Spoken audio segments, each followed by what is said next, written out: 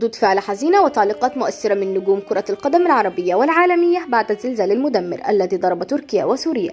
أحدثت كارثة زلزال تركيا وسوريا ردود فعل كبيرة على صعيد كرة القدم العالمية نتيجة للمآسي التي نتجت عنه، حيث أبدى العديد من لاعبي كرة القدم والأندية تعاطفهم مع ضحايا الزلزال.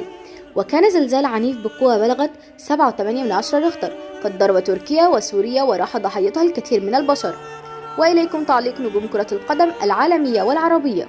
أولا، علق نجم ليفربول محمد صلاح قائلا: أنباء مروعة قادمة من سوريا وتركيا، تعزي في الأرواح التي فقدت، وأتمنى الشفاء التام لجميع المصابين. وعلق محمد أبو تريكة نجم المنتخب المصري قائلا: اللهم لا تقتلنا بغضبك ولا تهلكنا بعذابك وعافنا قبل ذلك. الصور والفيديوهات للزلازل في تركيا وسوريا مؤلمة للغاية، لا حول ولا قوة إلا بالله. اللهم الطف بهم وارحمهم برحمتك الواسعة، اللهم احسن أحوالهم في أقرب وقت واحفظ الجميع يا رب. ونشر النجم الجزائري رياض محرز نجم مانشستر سيتي تغريدة عبر حسابه على تويتر تضمنت علمي تركيا وسوريا مع تعليق قال فيه: كلنا معكم. ونشر لوكا مودريتش لاعب ريال مدريد عبر حسابه موقع تويتر كتب فيها: تركيا وسوريا مع رموز تعبيرية.